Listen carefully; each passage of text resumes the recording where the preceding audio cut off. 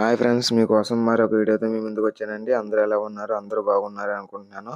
Once again welcome to this channel. This is Prasad watching Prasad electrical in Telugu. Friends, ఈరోజు మనం వీడియోలోకి వెళ్ళిపోతే మీరు చూస్తున్నారు కదా, వీగార్డ్ కంపెనీ జాడో 1050 మోడల్ ఇన్వర్టర్ అండి. ఈ యొక్క ఇన్వర్టర్ అన్బాక్సింగ్, అలాగే ఇన్వర్టర్ యొక్క స్పెసిఫికేషన్స్ ఫుల్గా మీకు వివరిస్తాను. ప్రతి ఒక్కరు ఈ వీడియోని స్కిప్ చేయొద్దు. స్కిప్ చేయడం వల్ల మీకు ఏమీ అర్థం కాదు.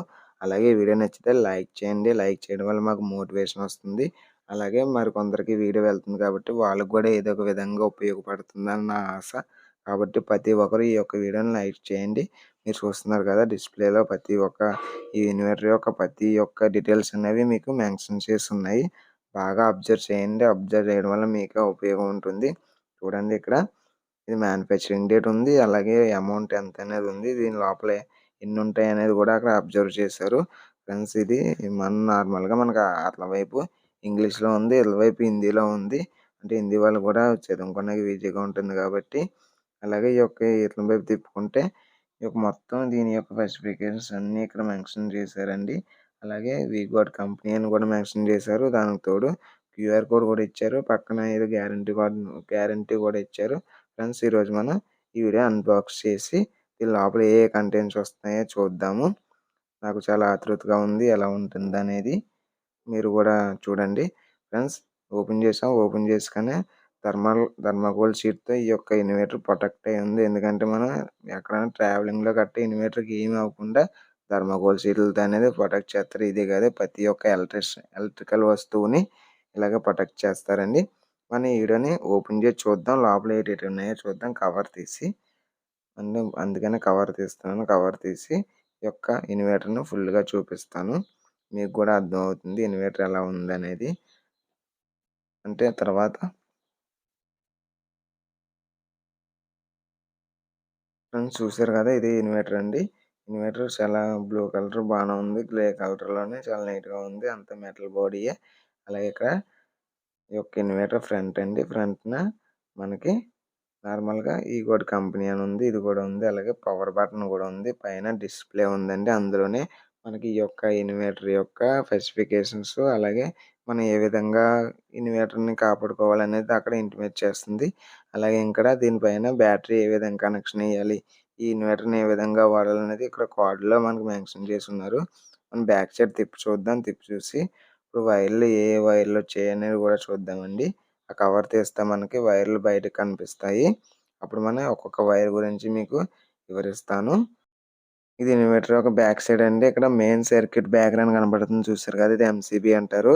ఇది దీనికి ఏ విధంగా ఉపయోగపడుతుంది అంటే, ఇలాంటి డిఫెక్ట్స్ ఉన్న, ఫాల్ట్స్ ఉన్న ఇన్వర్టర్ ఏమీ కాకుండా ఇది ఉపయోగపడుతుంది.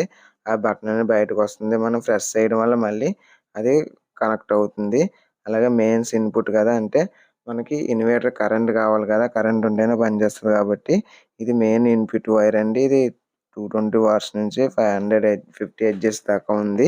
అలాగే ఇది యూపీఎస్ అవుట్పుట్ సాకెట్ అండి. దీని నుంచి మనకి ఇన్వర్టర్ కరెంట్ అనేది ప్రతి పాయింట్కి, ప్రతి లైట్కి వస్తుంది. అలాగే సాకెట్లకి. అలాగే దీన్ని పట్టుకోవడం వల్ల షాక్ కూడా కొడుతుంది. అలాగే పవర్ సేవర్లో మ్యాక్స్ ఉంది, నార్మల్ ఉంది. మనం మ్యాక్స్ గురించి మాట్లాడుకుంటే ఎక్కువ కరెంట్ అనేది పంపిస్తుంది. అందువల్ల బ్యాటరీ బేగా డ్రైన్ అవుతుంది. అలాగే నార్మల్ అంటే మనం నార్మల్ కరెంట్ పంపిస్తుంది కాబట్టి ఎక్కువ కాలం బ్యాటరీ వచ్చే అవకాశం ఉంటుంది. అందులో హెచ్సి అండ్ ఎన్సి కనిపిస్తుంది కదా. హెచ్సి అంటే హై కరెంటు, ఎన్సి అంటే నార్మల్ కరెంట్ అండి. ఒకవేళ ఎక్కువ కరెంట్ కావాలంటే వెంటనే వెలిగేయాలంటే హెచ్సిలో పెట్టుకోవాలి. ఒక 2-3 సెకండ్స్ లేట్గా వెళ్ళినా పర్లేదంటే ఎన్సీలో పెట్టుకోవాలి. అక్కడ టీయూబీ ఒకటి ఉంది, ఎఫ్పి అని ఉంది కదా, కిందనేమో లోకల్ ఉంది. అంటే ఈ యొక్క బ్యాటరీల యొక్క పర్సన్స్ అంటే మనం ఏ బ్యాటరీ కనెక్ట్ చేస్తున్నాము, ట్యూబ్లర్ బ్యాటరీ కనెక్ట్ చేస్తున్నాం కాబట్టి మనం ట్యూబ్లర్ పెట్టుకోవాలి. లోకల్ అంటే నార్మల్గా ఆటోల్లోనే దాంట్లో వేస్తారు కదా, ఆ బ్యాటరీని లోకల్ బ్యాటరీ అంటారు. ఎఫ్బి బ్యాటరీ అని కూడా ఒకటి ఉంటుంది. అలాగే పక్కన చూసుకున్నట్లంటే 12 వాట్స్ బ్యాటరీ, అంటే 12 వాట్స్ బ్యాటరీ మాత్రమే కనెక్ట్ చేసుకోవాలి. దీనికి అంతకంటే ఎక్కువ కనెక్ట్ చేసుకోకూడదు అని చెప్తున్నారు. అలాగే ఇది ఫ్యాన్ అండి. ఫ్యాన్ ఎందుకు ఉపయోగపడుతుందంటే ఆ యొక్క ఇన్వర్టర్ హీట్ ఎక్కకుండా ఈ ఫ్యాన్ అనేది ఉపయోగపడుతుంది. ఇప్పుడు నేను వైర్ల గురించి పూర్తిగా వివరిస్తాను. ఈ యొక్క వైర్లు అనేది తిప్పుతున్నాను, చూస్తున్నారు కదా.